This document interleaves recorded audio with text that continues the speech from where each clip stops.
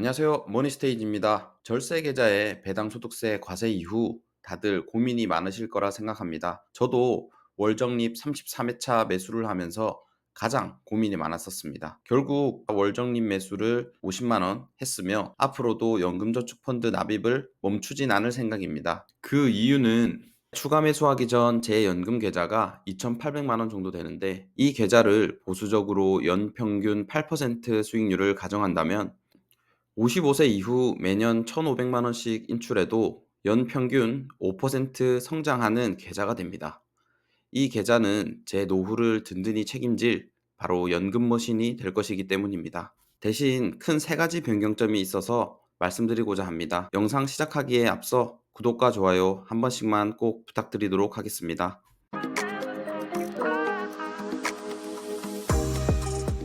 첫 번째로 포트폴리오 변경입니다. 기존에 저는 타이거 미국 나스닥 40%, 타이거 미국 S&P 500 34%, 타이거 미국 필라델피아 반도체 나스닥 12%, 소울 미국 배당 다우존스 14%의 비중으로 투자해오고 있었습니다. 하지만 양도세 과세 이슈로 더 이상 미국 배당 다우존스는 신규 매수하지 않기로 했습니다. 대신 비중이 별로 크진 않기 때문에 보유 종목은 매도하지 않을 생각입니다. 그리고 현재 직접 투자 계좌에서 SCHD를 약 3천만 원 보유하고 있기 때문에 직접 투자로 SCHD를 계속 매수해 나갈 생각입니다. 연금 계좌에서는 조금은 공격적으로 투자 방향을 바꿨는데요. 그 이유로는 전체 투자 금액에서 연금 계좌의 금액은 미미한 편이기도 하고 제 전체 포트폴리오 투자에서 성장주 39%, 배당주 38%, 현금 11%, 채권 12%로 구성되어 있기 때문에 성장주의 급격한 하락에도 충분히 방어할 수 있을 것이라 판단했기 때문입니다. 현재 연 배당도 약 600만 원을 넘어섰고 앞으로도 직접 투자 계좌에서는 꾸준히 성장할 만한 배당주에 지속적으로 투자할 생각입니다. 해당 비중으로 연금 계좌에서 세액공제 혜택을 최대로 받을 수 있는 600만 원인 월 50만 원은 꾸준히 투자할 생각입니다. 왜냐하면 세액공제 혜택이 생각보다 꽤 쏠쏠하기 때문입니다. 앞에서 보여드린 연금머신으로 제 연금 계좌를 간단히 계산해보면 연 8%의 수익률로 세액공제를 재투자했을 경우와 하지 않았을 경우를 한번 보겠습니다.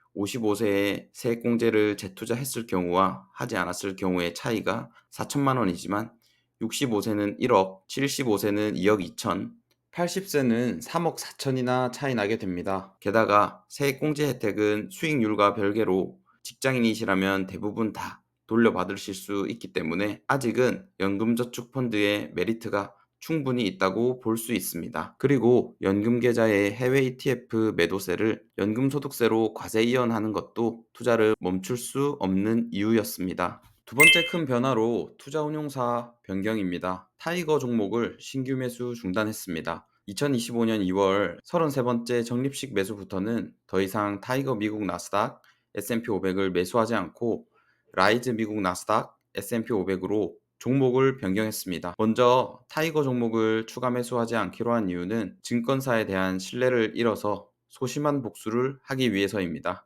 최근 타이거 미국 S&P 500과 미국 나스닥 100의 1월 분배금이 타 운용사에 비해 굉장히 적은 금액으로 입금되었는데 이 과정에서 미래에셋은 일방적으로 적은 분배금을 지급했습니다. 증권사는 사전에 해당 내역에 대한 통지도 없이 삭감된 분배금을 지급했는데요. 부랴부랴 최근 세법 개정 이슈에 따른 보수적인 분배금 지급이라고 공지사항을 냈지만 투자자에게 왜 그것을 사전 안내하지 않았으며 논란이 되자 그제서야 추가 분배할 예정으로 공지를 했는지 알 수가 없습니다. 만약 투자자들이 공론화시키지 않았다면 그냥 넘어갔을지도 모르겠습니다. 결국 미래에셋은 타 운용사 수준으로 분배금을 지급할 것으로 보이지만 그냥 기분이 나쁘기 때문에 당분간은 타이거 종목은 추가 매수하지 않도록 하겠습니다. 대신 솔과 라이즈, 코덱스 중 실수수료가 가장 저렴한 KB증권이 운용하는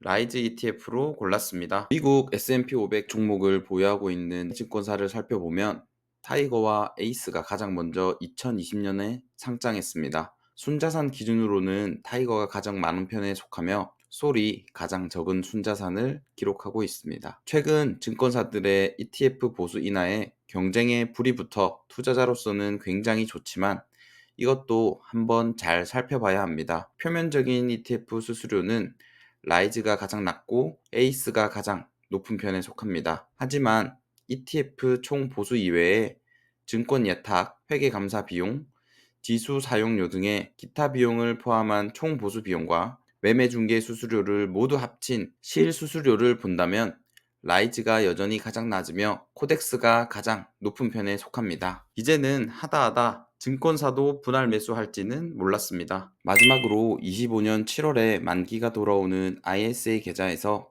연금저축펀드로 3천만 원을 이전하지 않겠다고 최근 영상에서 말씀드렸는데요. 생각이 조금 정리되어 연금저축펀드로 3천만 원을 이전하고 세액공제를 최대로 받는 300만 원을 제외하고 모두 중도 인출할 계획입니다. 세액공제 받지 않은 원금은 모두 페널티 없이 인출할 수 있고 해당 금액을 ISA 계좌를 다시 추가로 개설하여 재투자할 생각입니다. 이번에 연금저축펀드 납입을 하면서 정말 많은 것을 느꼈는데요. 먼저 기계적인 적립식 매수가 정말 좋은 방법이라는 것이었습니다.